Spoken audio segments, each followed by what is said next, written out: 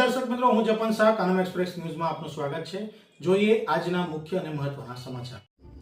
બોડેલીના દિવાન ફળિયા વર્ધમાન નગર વિસ્તારમાં વરસાદી પાણી ભરાતા 27 જેટલા વ્યક્તિઓનું રેસ્ક્યુ કરવામાં આવ્યું હતું, જ્યારે જિલ્લા કલેક્ટર ગાર્ગી જૈનનું સ્થળ નિરીક્ષણ થયું।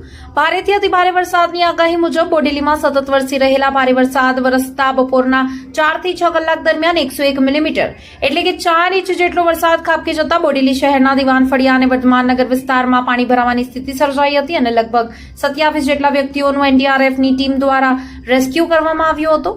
પરિસ્થિતિની ગંભીરતાને ધ્યાનમાં રાખીને છોટાઉદેપુર જિલ્લાના કલેક્ટર ગાર્ગી જૈને સ્થળ પર પહોંચી અસરગ્રસ્ત વિસ્તારોનું નિરીક્ષણ કર્યું હતું। કલેક્ટરે પાણી ભરાયેલા વિસ્તારોમાં જઈ સ્થાનિક રહેવાસીઓ સાથે સીધી ચર્ચા કરી તેમની વેદના સાંભળી હતી। રહેવાસીઓ દ્વારા વરસાદી પાણીના નિકાલ, રસ્તાઓ પર પાણી ભરાવાની સમસ્યા તેમજ અન્ય જરૂરી સુવિધાઓ અંગે રજૂઆત કરવામાં આવી હતી। સ્થળ નિરીક્ષણ દરમિયાન કલેક્ટરે સંબંધિત અધિકારીઓને તાત્કાલિક જરૂરી કામગીરી હાથ ધરવા તથા પાણીના ઝડપી નિકાલ માટે જરૂરી પગલાં લેવા સૂચના આપી હતી। સાથે જ વરસાદી પરિસ્થિતિને ધ્યાનમાં રાખીને તંત્રને સતત સતર્ક રહેવા અને નાગરિકોને સુરક્ષાને પ્રાથમિકતા આપવા જણાવ્યું હતું। 2 જ કલાકમાં 4 ઇંચ વરસાદ વરસતા અલીપુરા 4 રસ્તા પર આવેલા જલારામ પાવભાજીના દુકાનમાં પણ પાણી ઘૂસી ગયું હતું। જિલ્લા વહીવટીતંત્ર દ્વારા અસરગ્રસ્ત વિસ્તારો પર સતત નજર રાખવામાં આવી રહી છે અને જરૂરિયાત મુજબ રાહત તથા બચાવ કામગીરી માટે જરૂરી વ્યવસ્થાઓ પણ સજ્જ કરવામાં આવી રહી હોવાનું જાણવા મળ્યું છે। આટલું બધું કામ કરવા છતાં બી બધે સરકારે ઘણા બધા કામ કર્યા તો પણ અત્યારમાં દેખી શકો તમે ઘૂંટણસર પાણી છે, ઘણું બધું નુકસાન થયેલું છે। આટલું બધું કામ કરવા છતાં બી એટલું બધું નુકસાન છે, અમારે પાણી ભરાયું તેનું કારણ શું? આવી કામગીરી કરવા છતાં બી અમારે આટલી બધી તકલીફનો સામનો કરવો પડે છે। હવે અમે કોની જોડે જઈએ, અમે કોની જોડે આશરો લઈએ? નગરપાલિકાના નંબર પર અમે 3 વખત ફોન કર્યો, તેમને મને એવું કીધું તમે તમારે થોડીક મદદ કરવા આવીશું 3 વખત ફોન કરવા છતાં કોઈ અત્યારમાં કોઈ આવીને હાજર નથી, કોઈ વ્યક્તિ હાજર નથી એના ગાડી।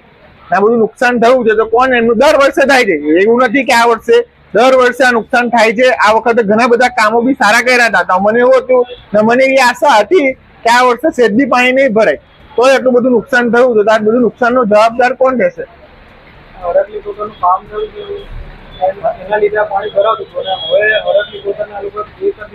કોઈ પાણી ભરાય છે, કોઈ પાણી ભરાય છે તો કોઈ નિરાકરણ નથી।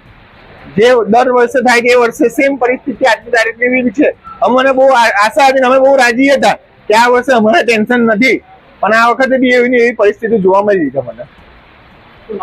ઠક્કર અનિકેત અમારે અલીપુરા 4 રસ્તા, અમારી આ 5 થી 6 દુકાનોમાં આજે 5 વર્ષથી પાણી ભરાય છે। આ તંત્રની બેદરકારીને લીધે જ આ થાય છે, કારણ કે આ વરસાદનું પાણી નથી, આગળથી આવતું પાણી છે અને ગટરના પાણીના લીધે જ અમારા બધું ગટરનું પાણી અમારા વેઠવું પડે છે અને સાફ કરવા માટે કઈ તંત્ર નહીં આવે। અમારી વસ્તુ બગડશે, કેટલી 50-50 હજારની વસ્તુ બગડે છે। આજે આમના ઘરમાં છે અંદર સુધી પાણી છે, મારા પાર્લરમાં અંદર સુધી પાણી છે, બધું વસ્તુ બગડે તો તંત્ર તે જોવા નથી આવતું।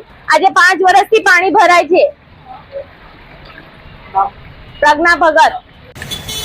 બોડેલી નગરપાલિકા પહેલી વખત સ્થાપિત થઈ, એમને ગરનાળાનું આયોજન કર્યું, અહીં 3 પાઇપો કરી અને એનો નિકાલ તમે જોઈ શકો છો। અત્યારે ખૂબ અઢળક પાણી નીકળે છે, પણ આ વરસાદ એટલો છે કે એનો નિકાલ બી આગળ જતા અટકી રહ્યો છે, તો આગળ કામ કરવું પડશે। પણ આ ગરનાળું સક્સેસ છે આજે બોડેલીમાં, એના માટે હું નગરપાલિકાનો અમે તમામ વ્યક્તિ ધન્યવાદ આભાર કરીએ છીએ।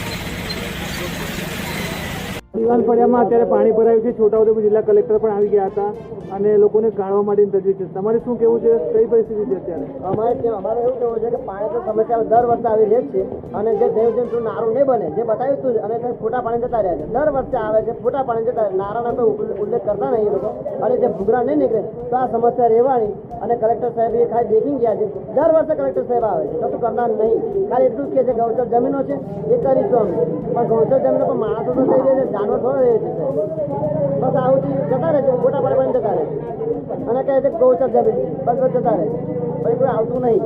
હવે આ વરસાદ બંધ થાય કોઈ સાહેબ આવે નહીં।